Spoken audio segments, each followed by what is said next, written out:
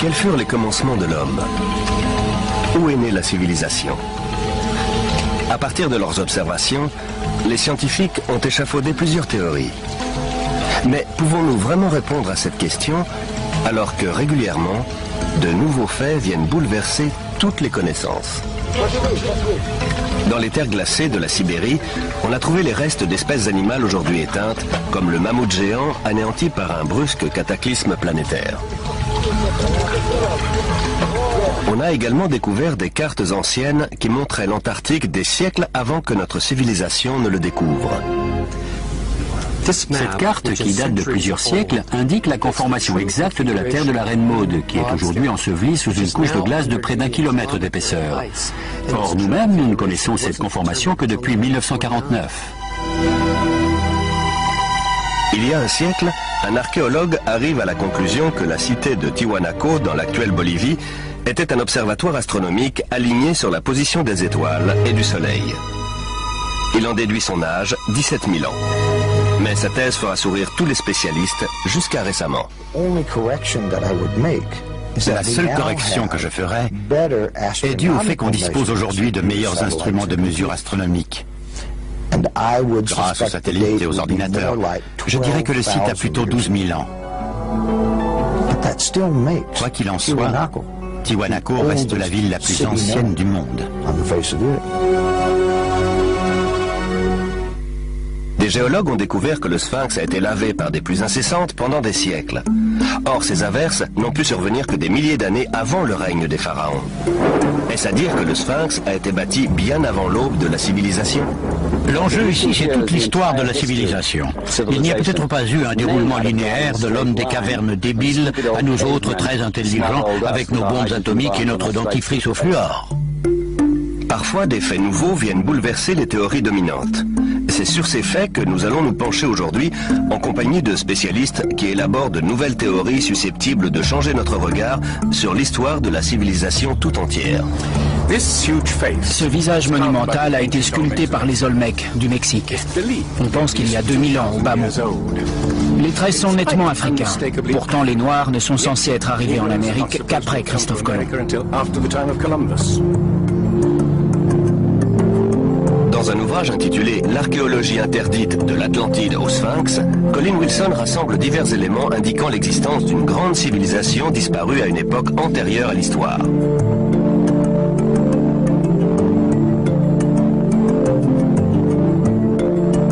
Au IVe siècle avant Jésus-Christ, Platon décrit avec précision une grande nation qui, d'après des prêtres égyptiens, aurait sillonné les océans des siècles plus tôt et aurait péri dans un immense cataclysme, une nation qu'il appelle l'Atlantide.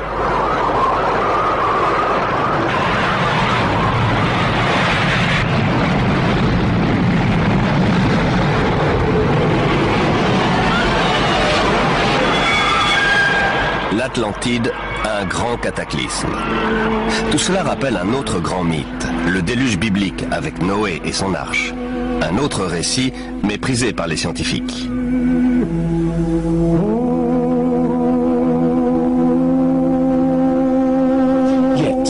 En qualifiant le déluge et l'arche de Noé de fable, les scientifiques ignorent tout simplement le fait qu'il existe des centaines de mythes analogues dans le monde. Sans compter que les récits hébreux et mésopotamiens font le même récit d'une catastrophe planétaire qui a quasiment éradiqué l'homme de la Terre avant l'histoire, c'est-à-dire avant la période dont on a des traces écrites.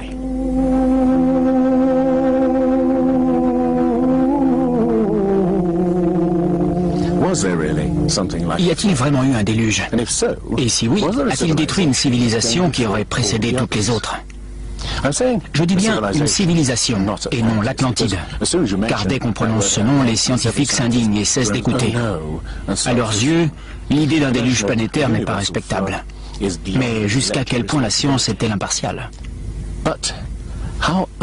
Respecte-t-elle toujours ses propres principes, à savoir étudier les faits et rien que les faits? Depuis toujours, la science a tendance à attacher plus d'importance à ses propres théories qu'aux faits eux-mêmes. Les théories sont bâties sur des faits pour expliquer la réalité. Mais dans ce processus, d'autres faits sont mis de côté. Des faits nouveaux peuvent également faire évoluer les théories, mais on les ignore généralement.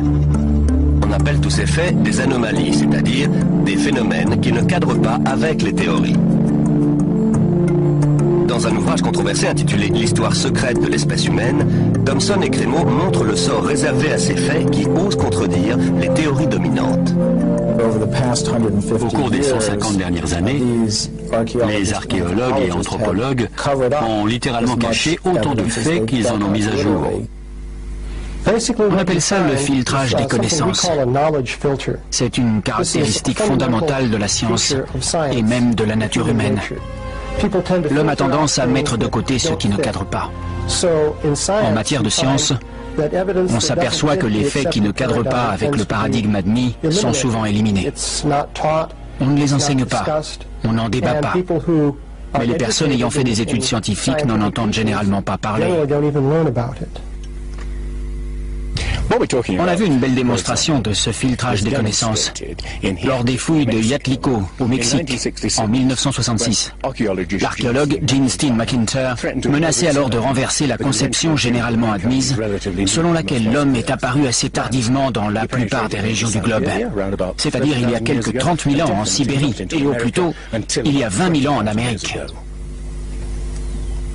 Au Mexique, Gene Steen McIntyre découvre des outils en pierre et des ossements humains qu'elle fait dater par plusieurs méthodes scientifiques. En 1966, on a découvert un site antique dont on a d'abord cru qu'il avait peut-être 20 000 ans. On trouvait ça déjà très ancien. Mais quand on a finalement obtenu les datations réalisées selon plusieurs méthodes, le site s'est révélé vieux de 250 000 ans. Pour être franche, un site de 20 000 ans m'aurait comblé. Ma carrière aurait été faite. Mais j'ai été naïve. Je m'en suis tenue aux datations. C'était les faits et je ne voulais pas m'en éloigner. Je n'ai pas compris que ça allait ruiner toute ma carrière. Depuis ce jour, toutes les portes du monde professionnel lui sont restées closes. Le site a été fermé avec interdiction définitive de reprendre les fouilles. Cette année, soit 30 ans plus tard, d'autres archéologues ont découvert en Sibérie des traces de présence humaine remontant à quelques 300 000 ans. Une datation qui rend finalement la découverte de Gene Steen McIntyre moins invraisemblable qu'il n'y paraît. Ce n'est pas nécessairement une conspiration délibérée, au sens où des gens se réuniraient dans une pièce enfumée et décideraient de tromper sciemment les gens. C'est plus une autocensure qui se fait de manière spontanée au sein de la communauté scientifique. Quand un élément contredit la théorie dominante, les gens décident spontanément de ne pas en parler, de ne pas le révéler, ce qui signifie que la science ne peut plus progresser comme on pourrait l'espérer.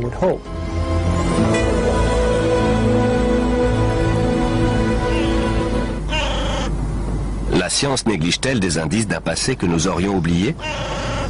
Les mythes parlant d'une civilisation disparue des milliers d'années avant le début de l'histoire peuvent-ils être vrais?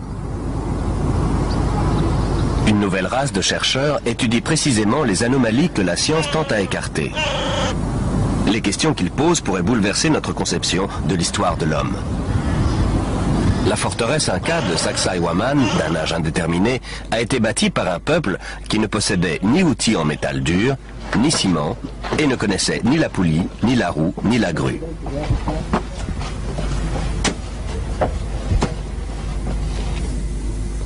Regardez ce bloc. J'ai compté 11 angles. Ce machin doit peser l'équivalent de plus de 200 voitures. Cela montre le savoir-faire stupéfiant des artisans qui l'ont construit. Mais cela montre aussi autre chose. Une capacité incroyable à déplacer des blocs de pierre de cette taille. Comment ont-ils pu le mettre en place ? Bolivie, les mystérieuses ruines de l'antique Tiwanaku démontrent la même ingéniosité, le même savoir-faire totalement inexpliqué.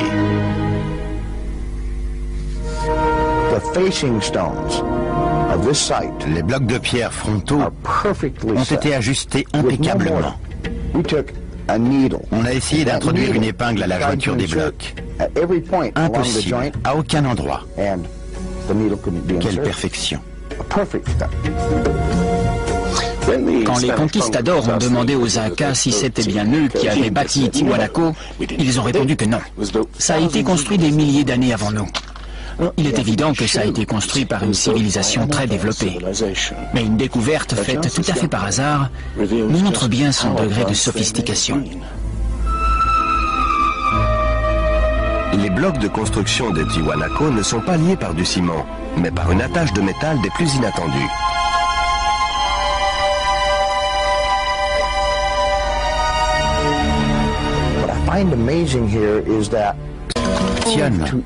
C'est que pour se déplacer entre les différents blocs de pierre qu'ils devaient agrafer, il fallait bien qu'ils aient une sorte de forge portative qui maintienne le métal en fusion.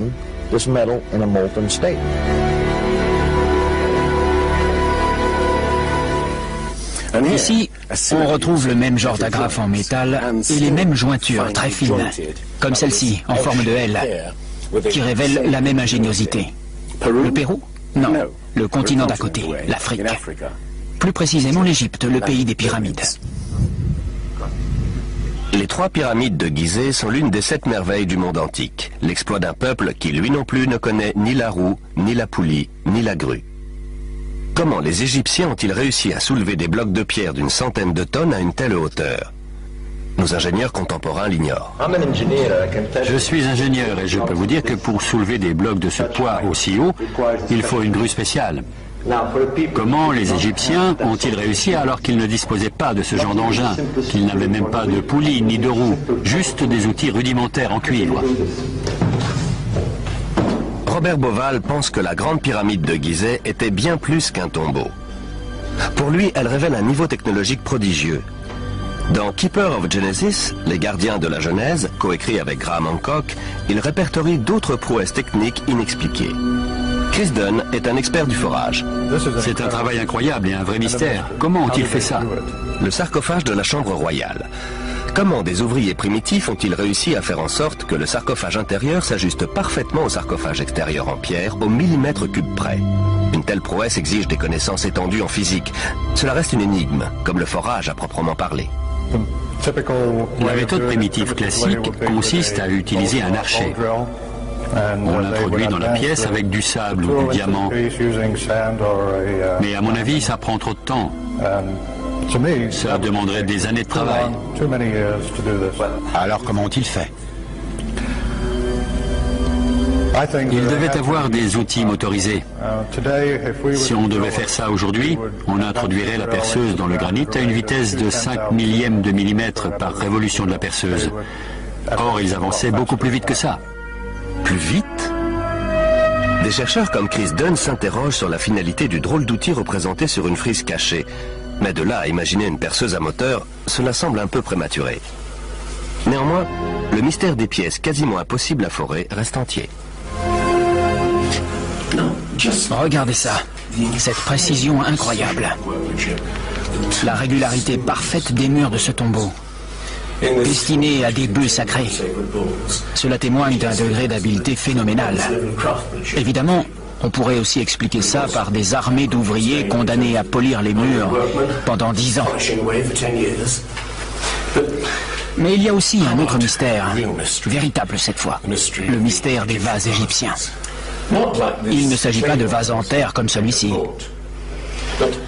mais de vases en albâtre, en basalte, ou même en diorite, qui est la roche la plus dure qui soit. Le mystère consiste en ceci. On voit bien qu'il serait facile de les évider en perçant un trou tout droit. Mais regardez la forme allongée, en bas. La technologie moderne est incapable de faire ça. Or, les anciens Égyptiens ont fabriqué des milliers de vases comme celui-ci. Certains remontent à 2000 ans avant l'origine présumée de la civilisation égyptienne. Alors, Comment est-ce possible? Le mystère reste entier. Autre énigme. Comment les architectes égyptiens ont-ils pu aligner les pyramides sur les points cardinaux est-ouest et nord-sud avec une telle précision? Une précision qui dépasse même celle des architectes modernes.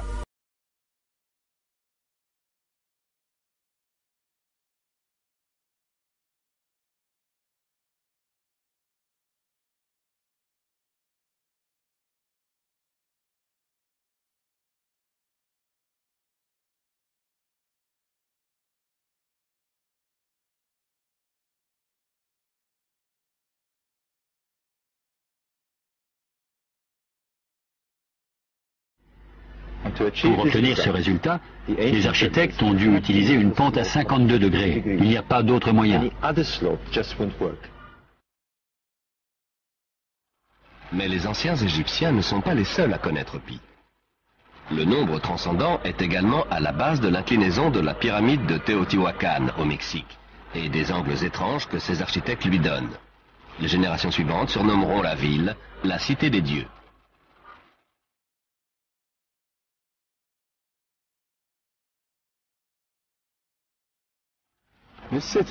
La cité était plus grande que la Rome impériale. On voit ici une série de bassins autrefois remplis d'eau. La surface miroitante de l'eau réfléchissait le ciel et ces ondulations donnaient l'alerte en cas de séisme.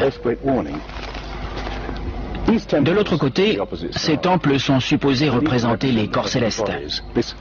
Tout le site semble être le fruit d'une fascination pour l'astronomie et l'éternité.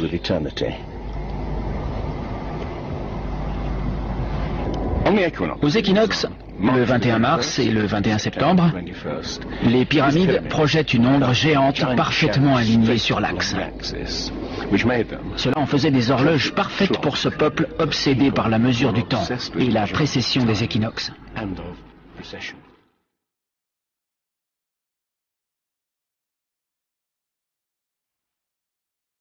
Un peu partout sur la planète, des civilisations antiques font montre d'une connaissance pointue du ciel qui reste totalement inexpliquée. À croire qu'elles ont été renseignées par une même source. Ces civilisations sont fascinées par le soleil, les étoiles, la précession des équinoxes.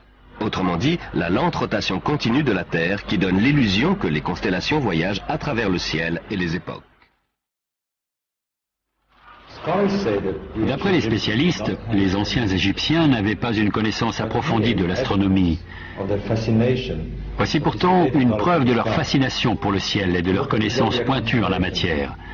Ce sont les constellations du zodiaque, le lion, le taureau, le poisson, et ici, la constellation d'Orion. Beauval pense que l'astronomie est la clé de bien des énigmes posées par les pyramides de Gizeh. Les anciens Égyptiens voyaient dans la constellation d'Orion le dieu Osiris, seigneur des morts, des cieux et de l'au-delà. Beauval a trouvé maintes représentations du dieu bien en évidence un peu partout sur les pyramides de Gizeh. Ça, c'est un vrai mystère. Des petits conduits inclinés vers le haut. Pour les égyptologues, ce sont juste des cheminées d'aération. Mais pour les astronomes, dans l'ancienne Égypte, ces conduits étaient des passages vers Rosto, le royaume d'Osiris, ou Orion. Pour les anciens Égyptiens, Orion était Osiris, le dieu de la résurrection. Voici une reconstitution du ciel en 2500 avant Jésus-Christ. J'ai été étonné de découvrir ceci. Les conduits menaient à Orion et à l'étoile Sirius, ou Isis, épouse d'Osiris. D'après Beauval, des textes antiques indiquent que ces conduits étaient probablement utilisés lors de cérémonies secrètes pour permettre aux pharaons morts de ressusciter sous forme d'étoiles dans la constellation d'Orion. Un des textes dit que tu puisses traverser le passage sinueux, la Voie lactée, et atteindre le royaume d'Orion.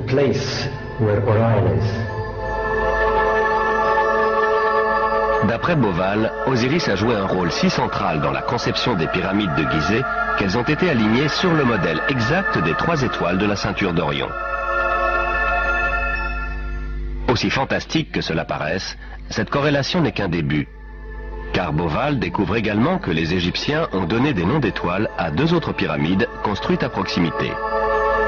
Il regarde alors une carte plus grande et découvre avec stupéfaction que c'est toute la constellation d'Orion qui est représentée au sol. Retour au Mexique. Teotihuacan présente une autre ressemblance avec les pyramides d'Égypte. Dans les légendes, cette ville est appelée la Cité des Dieux. Sa finalité semble être la transformation d'êtres humains en corps célestes. Autrement dit, la réincarnation sous forme d'étoiles. Exactement comme pour les pyramides de Gizeh, en Égypte. Voilà le secret de Teotihuacan.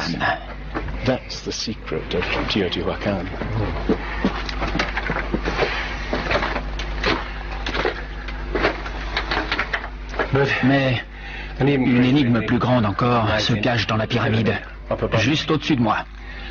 Lors des toutes premières fouilles de 1906, les archéologues ont découvert une énorme plaque de mica.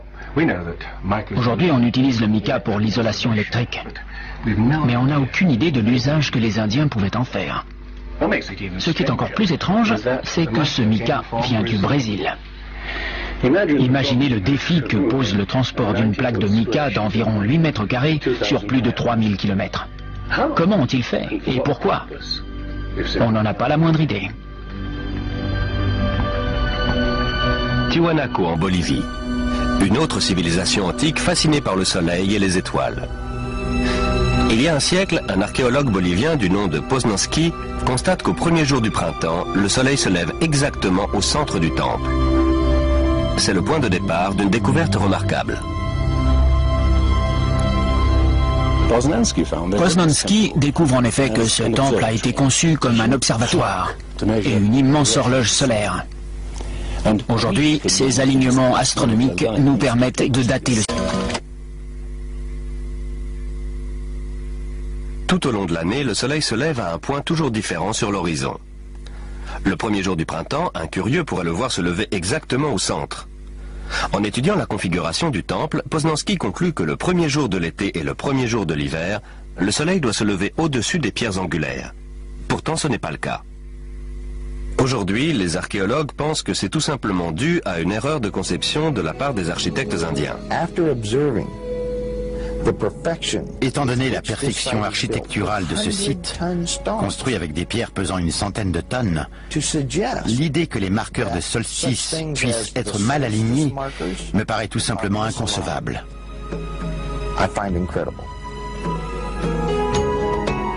Neil Steed va vérifier minutieusement tous les calculs de Poznanski. En mesurant les angles des pierres angulaires et en les comparant à l'angle de la position actuelle du soleil, il en déduit l'âge du site, 17 000 ans. Or, à l'époque, l'inclinaison de l'axe de la Terre n'était pas tout à fait la même qu'aujourd'hui, et le soleil de solstice se levait juste au-dessus des pierres angulaires.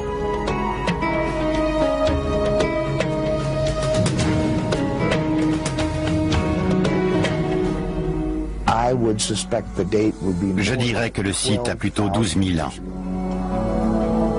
Ça devrait tous nous inciter à remettre en question la date du début présumé de la civilisation.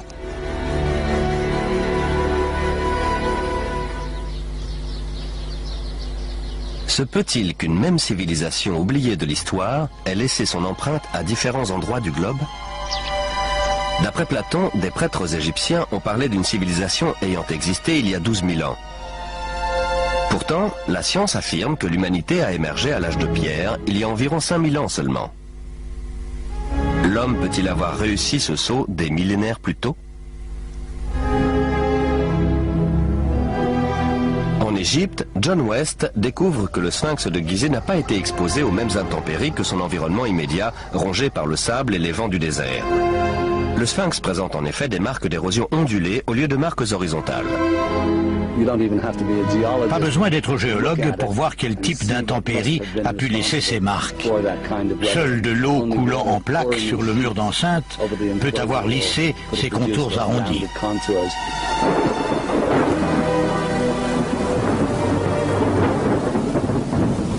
De l'eau, dans le Sahara? Certainement pas à l'époque des pharaons. Pour en trouver, il faut remonter à la fin de la période glaciaire vers 10 500 avant Jésus-Christ, soit des milliers d'années avant la civilisation pharaonique. Mais alors, comment expliquer que le sphinx est une tête de pharaon? La tête est toute petite par rapport au corps. Vu du ciel, le corps apparaît aplati et très allongé, et la tête ressemble presque à une tête d'épingle. Cela montre qu'elle a été retravaillée. En d'autres termes, à un moment donné de sa longue histoire, elle a été refaite. John West pense qu'à l'origine, le sphinx représentait un énorme lion sculpté dans le roc par des inconnus, antérieurement à 10 500 avant Jésus-Christ. Il aurait subi une forte érosion lors des bouleversements climatiques de la fin du glaciaire qui se serait traduit par plusieurs siècles de pluie. Ce n'est que des milliers d'années plus tard que les pharaons referont sculpter la tête à leur propre image. Le sphinx serait donc 2 fois plus âgé qu'on ne le pense?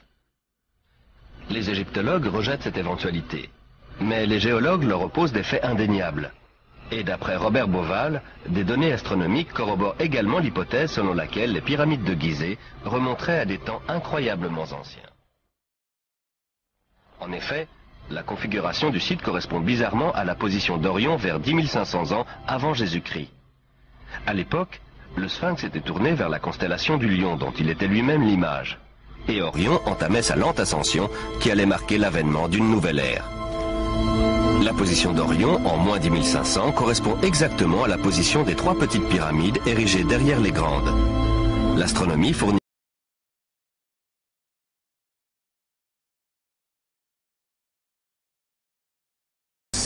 Les données astronomiques coïncident exactement avec les données géologiques. Ça fait donc 2 sciences dures d'après lesquelles le sphinx pourrait dater de 10 500 avant Jésus-Christ.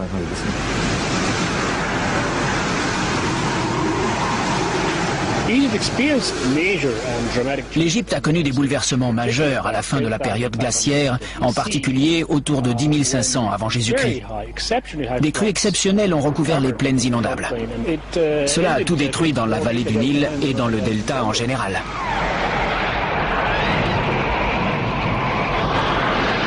des inondations en 10 500 avant Jésus-Christ. Les pyramides de Gizeh pourraient-elles avoir été bâties à une époque aussi reculée? Une époque à laquelle les mythes égyptiens font remonter la naissance d'Osiris et de ses compagnons qui ont émergé du chaos pour apporter les premiers fruits de la civilisation? Mais d'où venaient-ils?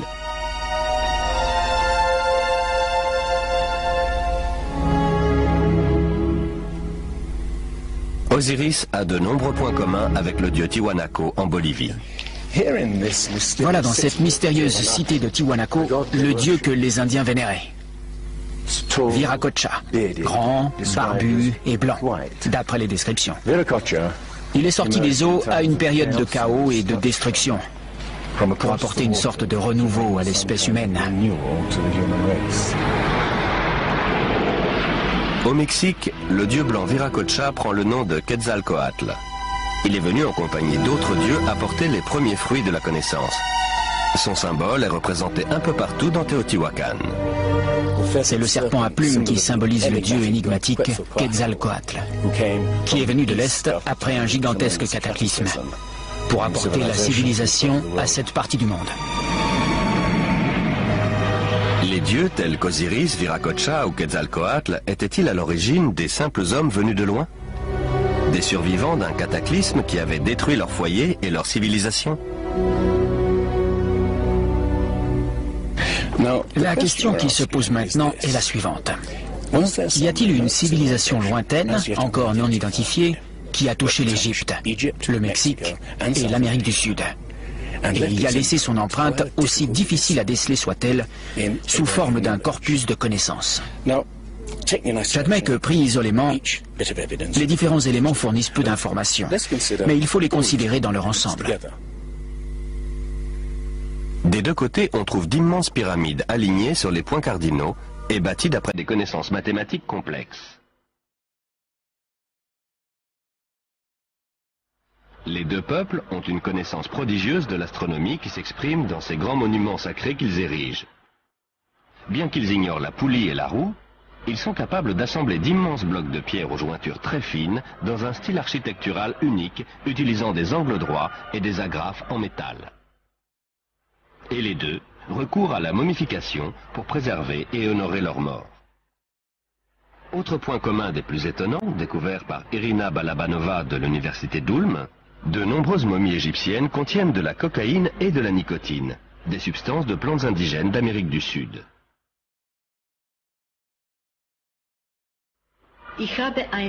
J'ai reçu une série de lettres d'insultes, presque de menaces.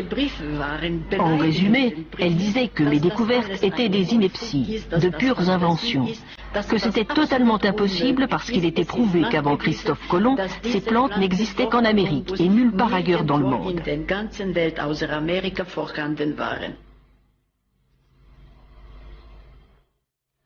Mais l'expérience est répétée sur des centaines de momies et se révèle incontestable. À une époque reculée, des voyageurs auraient-ils donc traversé l'océan et laissé leur empreinte des deux côtés de l'Atlantique? Une idée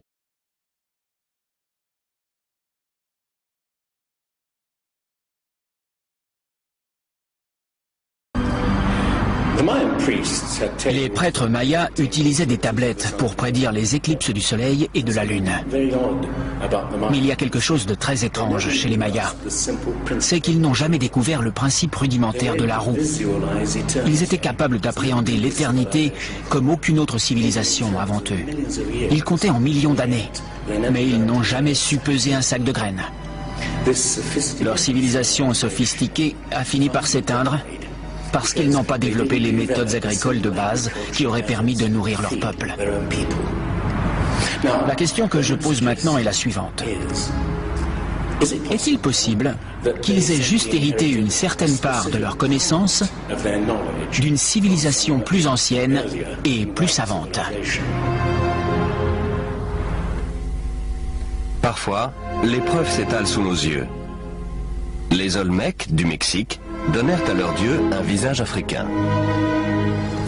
Et ça, alors, c'est une autre sculpture des Olmecs. Les Indiens sont génétiquement imberbes. C'est donc bien un visage d'Européen, gravé quelques 2000 ans avant l'arrivée des Espagnols en Amérique.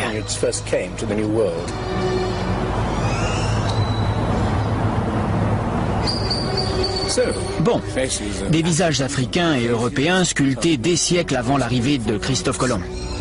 Mais d'où viennent-ils? Comment sont-ils arrivés ici? Comment en sont-ils venus à influencer la civilisation la plus ancienne d'Amérique centrale, la culture mère du Mexique? Tout ce que les archéologues savent, c'est que les Olmecs se sont matérialisés d'un coup vers 1500 avant Jésus-Christ, avec toute leur sophistication. Il n'y a aucun signe d'une phase antérieure de développement de cette civilisation. Ce peuple, dont l'expression typique est la sculpture d'immenses têtes d'Européens et d'Africains, semble surgir de nulle part.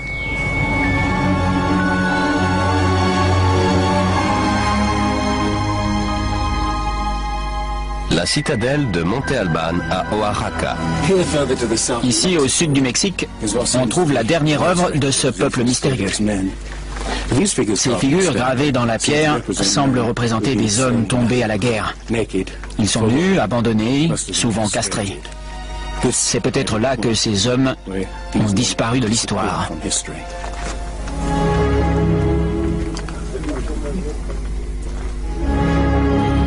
Alors, y a-t-il eu une civilisation raffinée qui a traversé l'Atlantique des siècles avant Christophe Colomb? D'autres éléments corroborent cette thèse. Des cartes antiques démontrent une connaissance de la planète qu'on n'a jamais pu expliquer. Tout au long du XXe siècle, une énigme va intriguer les scientifiques. C'est celle de la carte tracée en 1513 par l'amiral turc Piri Reis, qui représente des parties du monde supposées inconnues à son époque. Christophe Colomb n'a exploré que les Caraïbes. Il n'a pas exploré la pointe de l'Amérique du Sud qui débouche sur l'Antarctique, loin s'en faut.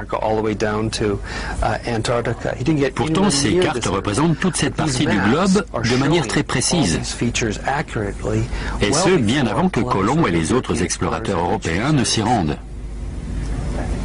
Cette carte, qui date de plusieurs siècles, indique la conformation exacte de la terre de la Reine Maude, qui est aujourd'hui ensevelie sous une couche de glace de près d'1 kilomètre d'épaisseur. Or, nous-mêmes, nous ne connaissons cette conformation que depuis 1949. C'est un vrai mystère. Les cartographes ont longtemps cogité sur l'étrange projection utilisée dans ces cartes. Elle s'apparente à celle employée dans les sous-marins nucléaires modernes qui calculent le monde en fonction de leur éloignement par rapport à un point de départ. Dans le cas présent, ce point est Sienne, l'actuelle ville égyptienne d'Aswan, foyer des cartographes de l'Antiquité. La carte semble déformée, mais ce n'est qu'une apparence. Elle fournit en fait une image précise de cette région de la planète. Mais ce n'est pas tout. À mon sens, la principale caractéristique de la carte de Piri Reis est qu'elle indique la longitude. Les Européens n'ont pas su faire ça avant le XVIIIe siècle. Or, cette carte date du XVIe. L'histoire de la longitude commence sur ces plages en 1707, alors que la flotte anglaise vient de quitter la Méditerranée en direction des côtes britanniques. À l'époque, on n'a pas de mal à calculer sa position par rapport au nord ou au sud. Il suffit de mesurer l'angle entre la surface de la Terre, le Soleil et les étoiles. En revanche, on ne sait pas calculer la longitude, c'est-à-dire la position par rapport à l'est ou à l'ouest. L'amiral anglais se met en colère lorsqu'un marin originaire du sud-ouest de l'Angleterre lui dit qu'il est à 20 milles trop loin à l'est et que la flotte risque de s'échouer sur les côtes. Ses officiers lui assurent que la flotte fait bonne route et l'amiral fait pendre le marin pour insubordination. Au moment de sombrer, l'amiral a dû regretter de ne pas l'avoir écouté. Des milliers d'autres bateaux ont déjà sombré. Mais la perte d'une flotte entière va accélérer la quête d'un instrument capable de mesurer la longitude avec précision. Il faudra encore attendre 2 générations avant d'y parvenir. Pourtant, la carte de Piri Reis, tracée 250 ans plus tôt, indique bel et bien les longitudes. Sur la carte de Piri Reis, une mention indique qu'elle a été compilée à partir de nombreuses autres cartes. Il s'agit d'une copie de copie de copie. La plupart des spécialistes pensent que ces cartes remontent au moins à l'époque d'Alexandre le Grand. Mais en fait, elles sont beaucoup plus anciennes que ça.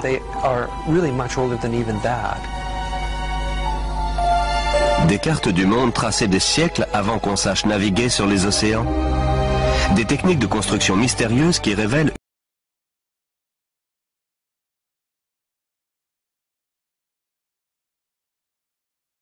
une connaissance poussée des mathématiques et de l'astronomie. S'il y a bien eu une civilisation raffinée, capable de transmettre ses connaissances aux bâtisseurs du Sphinx et aux peuples des Andes et du Mexique, que lui est-il donc arrivé? Eh bien, Platon parle d'une civilisation très développée techniquement et capable de naviguer sur les océans de la planète. C'est celle de l'Atlantide, l'île-continent. La science, qui refuse l'idée d'une civilisation oubliée, nie tout autant l'existence d'une catastrophe planétaire qui aurait détruit cette civilisation. Mais les récits de Platon et de la Bible ne sont pas isolés. Le Popol Vuh, le livre sacré des Mayas, parle de raz-de-marée, de déluge, de ténèbres envahissant le ciel durant des mois, de grêle, de pluie noire incroyablement froide. Les anciens Égyptiens parlent d'une période de chaos, de déluge et d'obscurité dont les dieux vont émerger pour donner forme à la terre d'Égypte.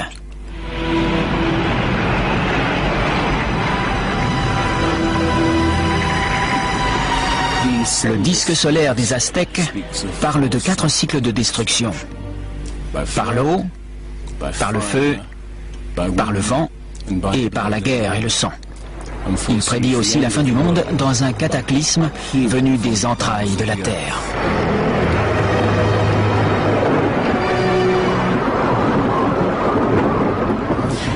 D'autres mythes de l'Amérique précolombienne parlent d'un déluge apocalyptique, accompagné de séismes et d'une pluie de feu due aux éruptions volcaniques. Tous parlent avec un réalisme dérangeant d'un passé qu'on ne peut ni se rappeler avec précision, ni oublier totalement.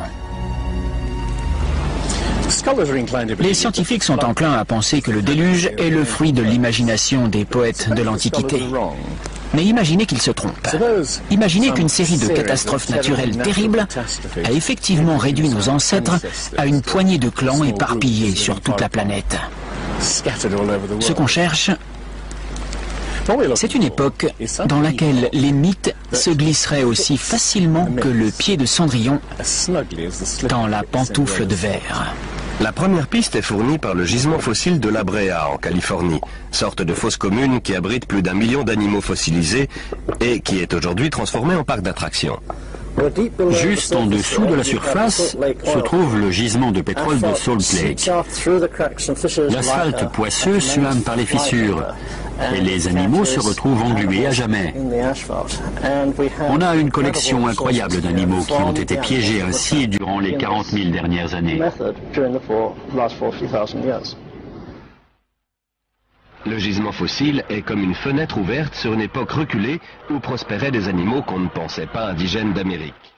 Les mammouths, les éléphants, les rhinocéros, les paresseux géants, les tigres à dents de sabre et même les chevaux et les chameaux. Puis un grand cataclysme les a tous anéantis, apparemment en l'espace de quelques décennies seulement. Cela s'est passé vers 10 500 ans avant Jésus-Christ, il y a quelques 12 000 ans. Les grands animaux, autrement dit tout animal plus grand qu'un coyote, ont disparu pour la majorité en quelques décennies. C'est effectivement ce qu'on peut appeler une grande catastrophe. Voici le relevé de la catastrophe survenue à la fin de la période glaciaire vers 10 500 ans avant Jésus-Christ. Les températures, qui avaient été relativement stables pendant des milliers d'années, augmentent subitement. Le climat se réchauffe de plus de 5 degrés en un clin d'œil. 3 à 5 années seulement. Telle est la prodigieuse découverte des scientifiques qui ont percé la calotte glaciaire du Groenland pour en savoir davantage sur les changements atmosphériques. Certains appellent la calotte glaciaire du Groenland la pierre de Rosette du climat, parce qu'on a vraiment fait une découverte majeure en apprenant que le climat pouvait se modifier aussi subitement. Ce changement s'est fait en quelques années, entre 3 et 20, un peu comme ce que l'on voit aujourd'hui. On a découvert des modifications chimiques phénoménales dans la nature de la glace. On a aussi découvert que pendant la période de la fonte des glaces, le volume et la concentration des dépôts volcaniques ont été nettement plus importants qu'à n'importe quelle autre période, sachant qu'on a étudié les 110 000 dernières années.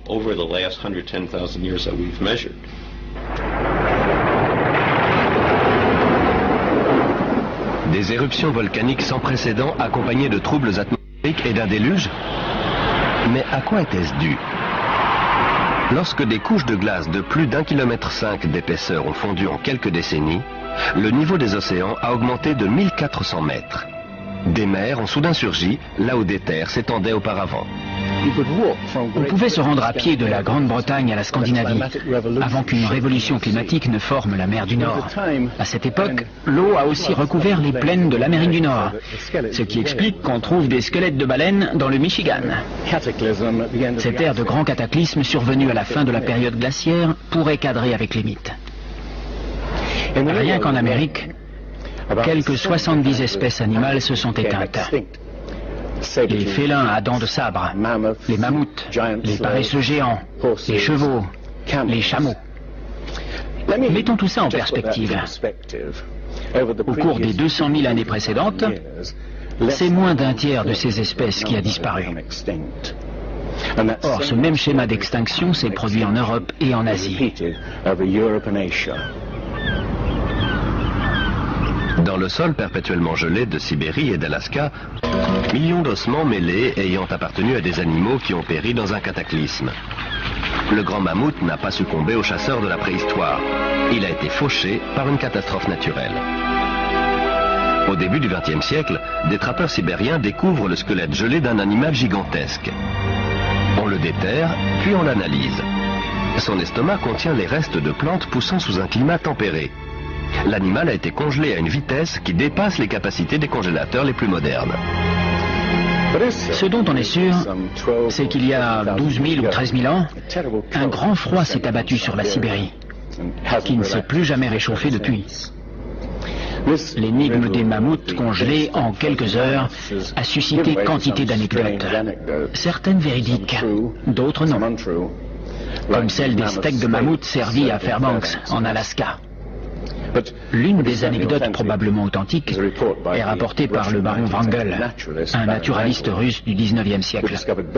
Sur l'île qu'il découvre dans l'archipel des îles aux ours, au nord de la Sibérie, et à laquelle il va donner son nom, le sable était littéralement retenu par des digues de défense de mammouths et d'ossements d'autres animaux disparus lors d'une mystérieuse catastrophe primitive. Ces extinctions de masse, cette terrible activité volcanique, la rapidité de la fonte des glaces, tout cela semble indiquer qu'une immense révolution climatique a eu lieu il y a environ 12 000 ans. Mais la cause de cette révolution reste énigmatique. Qu'est-ce qui a donc causé la fin de la période glaciaire? Qu'est-ce qui a pu provoquer un cataclysme mondial? L'une des meilleures hypothèses avancées est celle de l'Américain Charles Hapgood. Il parle d'un déplacement de l'écorce terrestre. Selon lui, l'écorce de toute la planète aurait glissé subitement.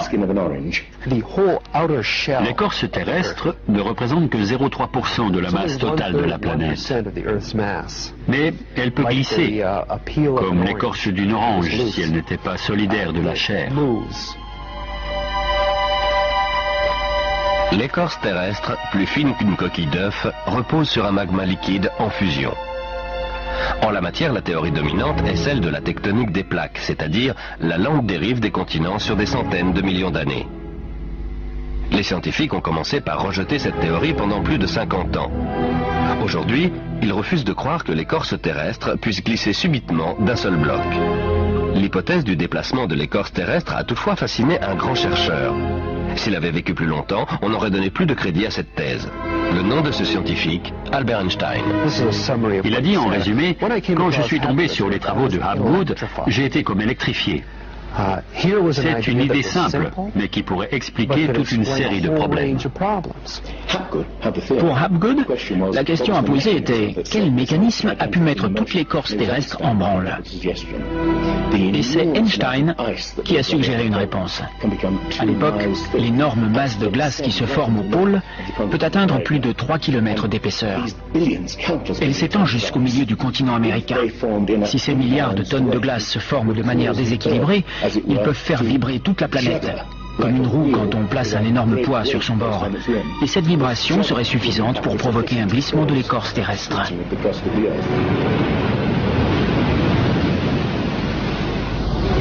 Il y a 55 000 ans, le pôle Nord était proche de l'Europe. Mais il a brusquement glissé dans la baie d'Hudson au Canada. Vers 12 500 avant Jésus-Christ, il s'est à nouveau déplacé subitement vers un point situé à plus de 3000 km de sa position actuelle. Ou vaut-il mieux dire que les terres et les mers ont été propulsés vers le pôle à la suite d'un brusque déplacement de l'écorce terrestre? Si tel est le cas, c'est l'un des phénomènes qui a pu provoquer la fin de la période glaciaire. Le déplacement fait sortir l'Amérique de la zone polaire. La mer située au nord se couvre d'une couche de glace de quelques mètres seulement. La colossale plaque de glace de plus d'1,5 km d'épaisseur qui s'étendait au-dessous de l'Amérique fond soudain en quelques années. Ce qui est intéressant dans la thèse Hapgood-Einstein, c'est qu'elle explique de nombreux mythes, outre celui du déluge. Des mythes qui parlent de séismes terribles, de catastrophes volcaniques, d'une pluie noire descendant du ciel, de pays entiers soudain couverts de gel. On voit bien que c'est exactement ce qui pourrait arriver si l'écorce terrestre glissait brusquement. D'un coup, des régions froides deviendraient chaudes. Et des espèces comme le mammouth de Sibérie, qui a congelé en un rien de temps, seraient exterminées. Si un déplacement de l'écorce terrestre a réellement provoqué un déluge qui a anéanti toute une civilisation, où vivait cette civilisation? Les spécialistes avancent diverses hypothèses. L'île grecque de Santorin, détruite par une éruption colossale. La cité antique de Troie. L'île allemande de Helgoland, emportée presque tout entière par la mer du Nord. On a aussi cherché des continents engloutis sous l'océan Atlantique, mais sans jamais rien trouver. C'est bien cela qui a disqualifié l'Atlantide de Platon aux yeux des scientifiques.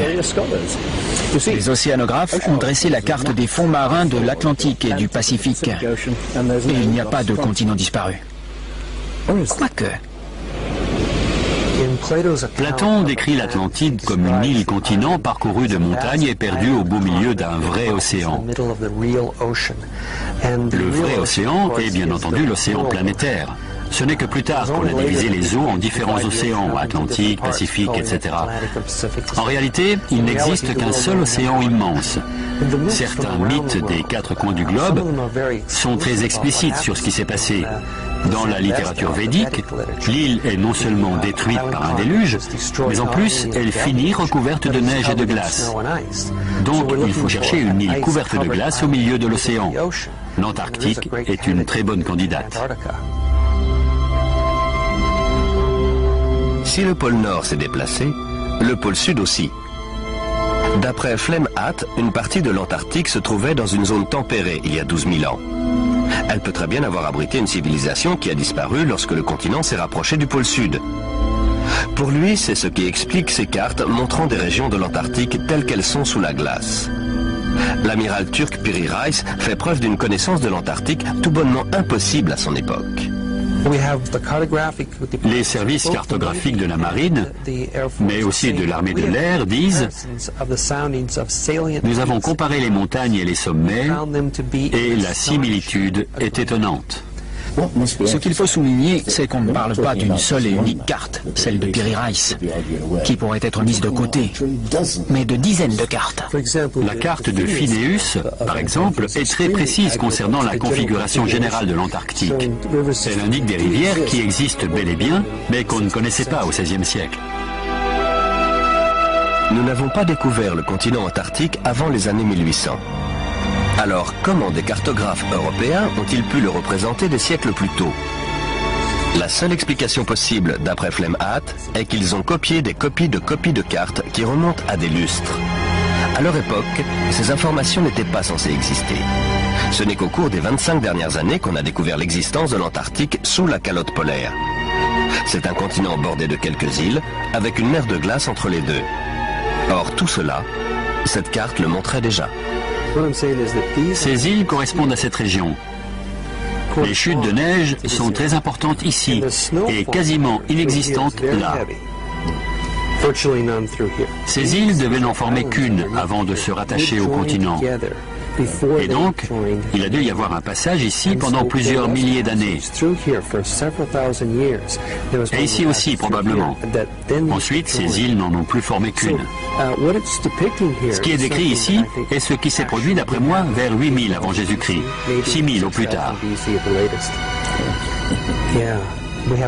On n'a aucun moyen de savoir comment ça s'est produit, si ce n'est en postulant l'existence d'une civilisation qui avait des connaissances de la navigation et de la topographie que nous n'avons fait que réinventer à notre époque.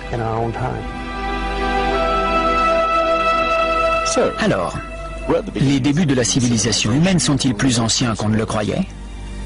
Vous pensez peut-être que de nombreux arguments avancés ici ne sont que de pures conjectures, qui prises isolément sont faciles à réfuter. Mon hypothèse est qu'en assemblant tous ces éléments comme autant de pièces d'un grand puzzle, un schéma apparaît, une silhouette émergeant du brouillard. C'est celle d'une civilisation qui a disparu et fut oubliée bien avant que ne débute l'histoire connue des hommes.